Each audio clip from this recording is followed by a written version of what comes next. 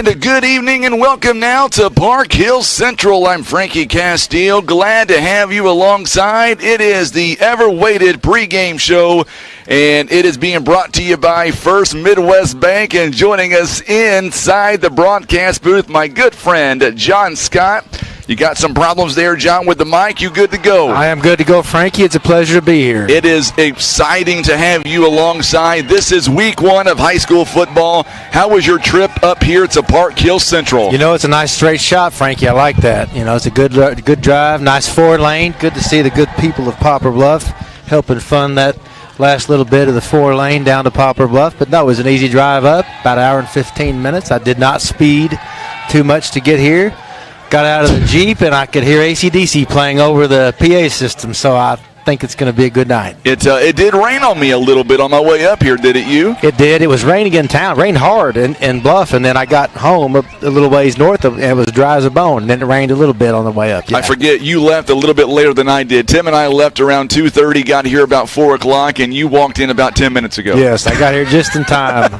Just in time. So let's talk a little bit about, and by the way, we want to welcome in our viewers on YouTube and Facebook. So exciting that this year, once again, we're back for another season.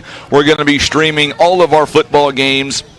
It's exciting stuff, and really, I'll tell you what's amazing is our streaming. I've already had somebody reach out to me today that's going to be tuning in all the way in good old Montana. Very nice. So, hey, I was out in Montana earlier this summer. I loved it out there. How come it didn't take me? As your broadcast partner, what's Frankie, up with that? A bear would probably get you. Probably so. I'm pretty fast, though, so I don't know. You would get too close to the wildlife and try to stream an encounter with a bison and get trampled or something like that. My wife may want me to stick around. You know what? Oh, there she is. Gina's already tuning in from Montana. Look at that. Right on cue. Very nice. I bet cue. The weather's great out there. How was the weather, Miss Gina? Tell me all about it in Montana. Here it's a muggy 82 degrees. We've got sunshine. It'll be a great night for high school football. Look at that scoreboard there on the screen. Tim has been up there. I feel kind of bad because we're inside. He's up on the roof, and he's got the scoreboard going for us, and it's going to be a great night for high school football. All right, so tell me about the Mules. Where do we stand? I like the season that we're going to have this year.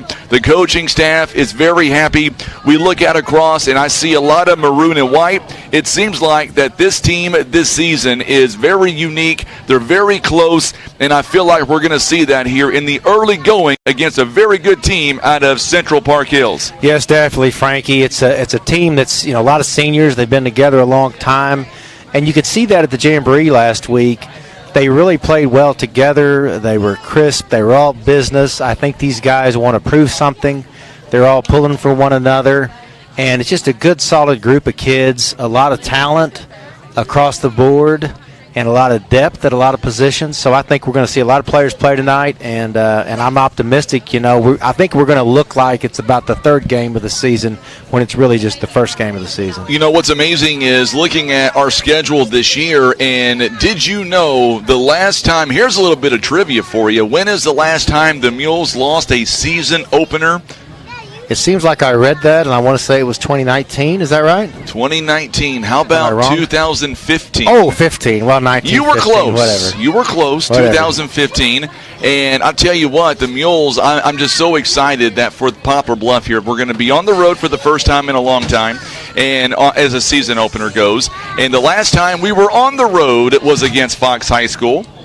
We won that game 33-3 and then lost in the district. So a lot can happen. And by the way, the districts have been released here this year. We've got a new team in our bracket. You know who it is? I do not. We lost Seckman. They're in Class 6. We've gained Webster Groves. Well, that's nice. Well, they were 0-10 last year, so if that tells you anything. We'll take it. We'll see what happens tonight. And coming up in just a moment, we're going to speak live to head coach Dave Sievers. As a matter of fact, we're going to go to a quick timeout here, and when we come back, we're going to speak live to head coach Dave Sievers of the Mules. Anything you want me to ask him about this game coming up tonight, John? I'd like to hear what he says, how he's going to approach the game tonight from running a little more power football maybe against this team, how he's going to handle a couple of their really good running backs, and they've got a new quarterback, but he's good.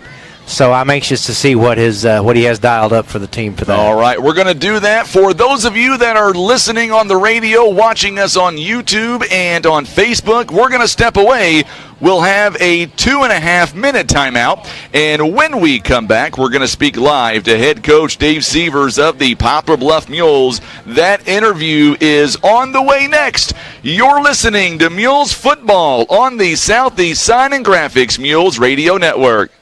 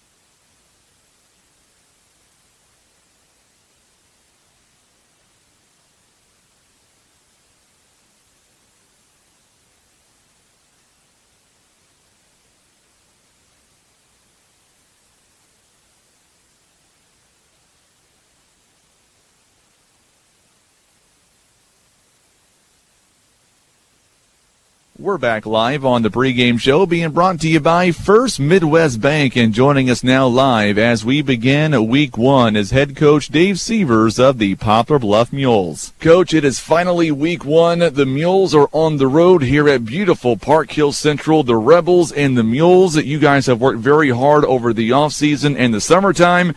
How are the nerves, and is the team ready for a big battle coming up tonight on the road against Park Hills? Well, I think the nerves are fine, and I hope we're ready. You know, it's been a long summer, and you know, this is a deal that everybody kind of looks forward to. You know, there's an awful lot of high schools across the state that are getting cranked up tonight, and everybody's kind of in the same boat, seeing, you know, if all their hard work's going to pay off, if they've got the right combination of kids on the field. But I guess, you know, we won't know that for a couple hours here. But yeah, I think, you know, we had a pretty good week of practice, and you know, we're back in the routine. It's time to see what we can do. Let's talk about it off the bat here. Who's going to be the primary starter tonight at QB? You going to go with a senior or going to go with Mason West? Well, right now Jaredon's the man. He's gonna get the start. It's very possible, probably very likely that you'll see both of them tonight, possibly all three of them tonight. Hopefully, we're in a position that that we get to play them all. But we're going to play who's got the hot hand, and right now, Jaredon's going to get the start, and we're going to ride him, and we're just going to see how it goes. But he's earned the spot. Running backs here tonight for you, Coach. Atari Amos, Amari White, last season averaging 7 yards a carry. Both are seniors. What about in the receiving game? We lost Nick Brummett, lost Jacob Bowler. Who's going to step up there this season for you? Well, we've got several guys, and we can kind of move our kids around a little bit. Some of the guys that they're going to be out wide can also play slot. So, I mean, we're going to, primarily, if Darius Graham, Romeo Wantor, Mikhail McFarland, those are the guys that we want to get the ball to as much as we can. But we've got, like I said, we've got a lot of kids, and then inside, Torrance is a big target inside. He'll play in the slot position for us and stuff. So we've got a lot of weapons. We're blessed by the amount of kids that we have that we can hopefully get the ball to. Looking at our defense last week, Coach, I was very impressed with Good Luck. I thought he may have had the hit of the entire jamboree, but also Logan Height, Logan Davis. Those guys are going to be big for you up front. Yeah, we're gonna count on speed. We are definitely built to kind of stop the spread games and stuff. Last year the spread teams, we played pretty well against the teams that wanted to line up and just run the ball on us. The option teams, we had a little bit more trouble with those. But we've got a lot of guys. Our linebackers are pretty solid.